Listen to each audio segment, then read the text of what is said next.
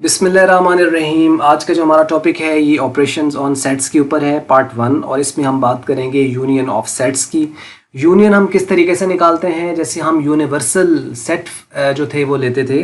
तो universal set असल में कैसे आता है, वो यूनियन के थ्रू ही आता है। यानी दो सेट या दो से ज़्यादा सेट्स हमें गिवन होते हैं, हम उनकी यूनियन ले लेते हैं। तो जब उसकी यूनियन ले ली जाती है तो वो जो रिजल्टेंट सेट आता है वो यूनिवर्सल सेट कहलाता है। लेकिन वो कैसे आया, थ्रू यूनियन आया। तो आइए हम बात करते हैं, वो बात करता है union of two given sets. अगर दो सेट दिए गए हैं तो वो क्या होगी, is the set which contains all the element of both the sets. यानी अगर दो हैं तो सारे दोनों सेट के एलिमेंट होंगे, अगर तीन है तो तीनों के सारे एलिमेंट्स उसके अंदर मौजूद होते हैं। वो कहता है the symbol for denoting union of sets is URS। हम यूनियन को भी यू से भी डिनोट करते हैं उसके सेट को रिप्रेजेंट करने के लिए, या सैम्पल स्पेस से हम रिप्रेजेंट करते हैं। अलबत्ता यूनियन जब ली जाती है तो उसके दरमियान, दो सेट के दरमियान जो सिंबल यूज की जाती है वो ये वाली सिंबल यूज की जाती है।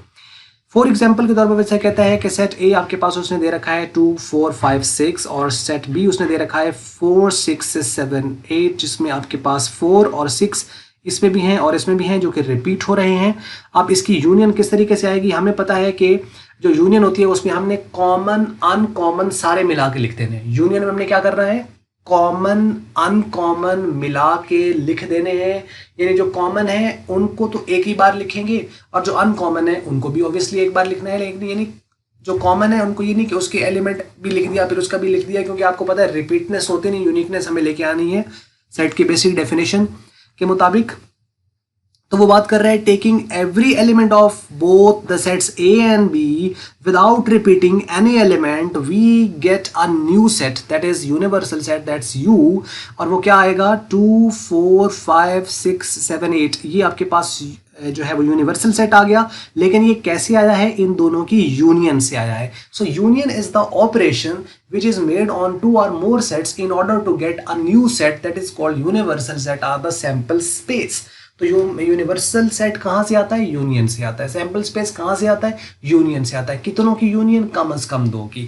दो से ज़्यादा भी हो सकते हैं, बिल्कुल दो से ज़्यादा हो सकते हैं। उसकी यूनियन हम कैसे लेते हैं, कॉमन अनकॉमन को एक बार लिख लिया जाता है तो उससे हमारे पास उसकी यूनियन आ जाती है। वो बात कर रहे हैं कि this new set contains all the elements of set A and all the elements of set B with no repetition of elements and is named as union of set A and B. Symbolically we write union of two sets A and B as, यानी अगर हम उसको symbol के form में लिखें तो हम इसको कैसे लिखेंगे, हम लिखेंगे A union B, which means A union B, जो कैसे इसको पढ़ा जाता है।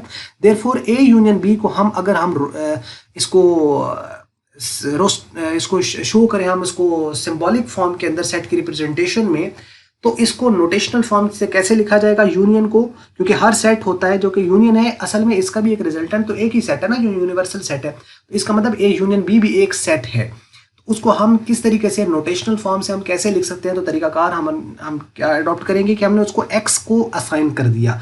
यानी A union B is a set of x, A union B is a set of x such that x belong to A और x belong to B।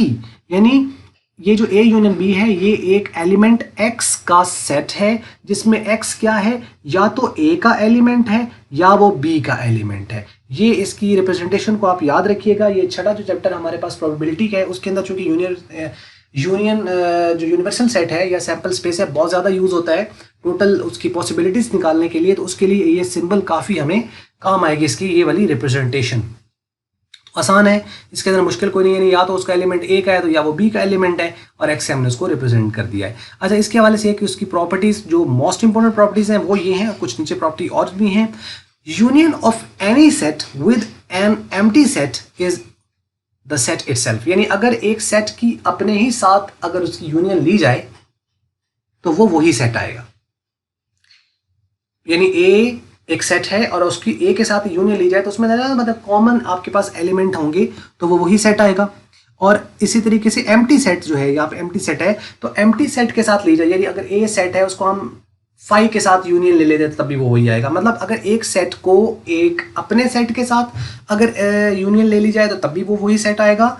और a union of any set with an empty set is the set itself, अगर एक की उसके null set के साथ अगर union ली जाए तो भी वो वही सेट आएगा। ये बात आपने याद रखनी है, दोनों पॉइंट, यानी एक तो नल सेट के साथ यूनियन वो भी वही सेट है, और अगर एक सेट की अपने सेट के साथ यूनियन ली जाए तो वो भी वही सेट आता है जो वो पहले होता है। और अगली प्रॉपर्टी है union of set is the commutative. Commutative का मतलब होता है ए यूनियन बी जो होती है वो बी यूनियन ए के बराबर होती है। हालांकि ये मैट्रिक्स में ये वाली प्रॉपर्टी होल्ड नहीं करती, ठीक है। तो कम्यूटेटिव प्रॉपर्टी जो है वो मैट्रिक्स में होल्ड नहीं करती, लेकिन यहाँ पे ये होल्ड करती है। ये बात आपको समझ लगी होगी यहाँ पे। अच्छा जी, उसके बाद हम चलते हैं नेक्स्ट, कुछ और भी प्रॉपर्टीज हैं, इनको भी थोड़ा सा हम देख लेते हैं कि ये क्या बात कर रहे हैं यहाँ पे। वो बात कर रहा है कि some properties of operation of union, जैसे कि क्यूमुलेटिव प्रॉपर्टी, ये तो हम ऊपर डिस्कस कर चुके। एसोसिएटिव प्रॉपर्टी भी होल्ड करती है यूनियन के अंदर। एसोसिएटिव प्रॉपर्टी होल्ड करती है या नहीं करती, तो आंसर है होल्ड करती है। वो क्या होती है, ए यूनियन, अगर आपने बी और सी पहले कैलकुलेट कर लेने की यूनियन और फिर उसको ए के साथ यूनियन कैलकुलेट कर लें, या अगर ए और बी की यूनियन पहले ले लें और उसके बाद में सी के साथ यूनियन ले लें, तो आंसर दोनों का सेम आएगा। मतलब ये दोनों के दोनों बराबर है। मीन्स के एसोसिएटिव जो प्रॉपर्टी है या एसोसिएटिव जो लॉ है वो सेट्स में होल्ड करता है, ठीक है। तो ये आपको बात ये क्लियर होगी इसके अंदर। और इसके हवाले से जैसे मैंने आपको मैट्रिसेस में बताया, तो मल्टीप्लिकेशन का जो है वो होल्ड नहीं करता। वैसे एडिशन में तो आपको ए को बी के साथ ऐड कर लें या बी को ए के साथ होल्ड कर लें, वो उसके अंदर मैट्रिसेस में होल्ड करती है। ये बात आपने थोड़ा सा मल्टीप्लिकेशन के हवाले से उसमें होल्ड नहीं करेगी। मल्टीप्लिकेशन के पॉइंट ऑफ व्यू से ये वाली प्रॉपर्टी मैट्रिक्स में होल्ड नहीं करती, लेकिन एडिशन के पॉइंट ऑफ व्यू से ये होल्ड करती है। ये बात थोड़ी सी कंफ्यूजन ना क्रिएट करे, ये जरा क्लियर कर लें। अच्छा, उसके बाद है लॉ ऑफ आइडेंटिटी, ये भी होल्ड करती है इसके अंदर, क्योंकि ए यूनियन अगर आपके पास जो है वो नल सेट के साथ ली जाए तो वो ए आएगा। आपके पास अगर ए यूनियन ए के साथ ली जाए तो वो भी आपके पास ए आएगा, जैसे कि हमने शुरू में बात की है। इसे कहते हैं आइडेम्पोटेंट लॉ और इसे कहते हैं लॉ ऑफ आइडेंटिटी। ये दोनों होल्ड करती हैं सेट्स के अंदर। अगर यूनियन, आप यूनिवर्सल जो सेट है यू, इसकी अगर यूनियन ली जाए किसी भी दूसरे सेट के साथ तो फिर वो यूनिवर्सल सेट आएगा। इसे कहते हैं लॉ ऑफ यू या लॉ ऑफ यूनियन।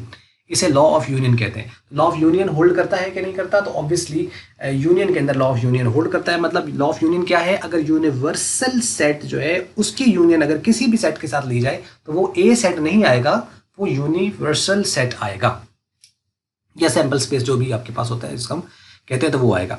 देन जी, ये थे आपके हवाले से ये वीडियो पहली इसके ऑपरेशंस के हवाले से। अगर आपको मल्टीप्लाई की वीडियो अच्छी लगी तो फिर आप इसको लाइक कर लें, शेयर कर लें दोस्तों के साथ। अगर आपको अच्छी नहीं लगी तो डिसलाइक जरूर करें, और वीडियो देखने का शुक्रिया।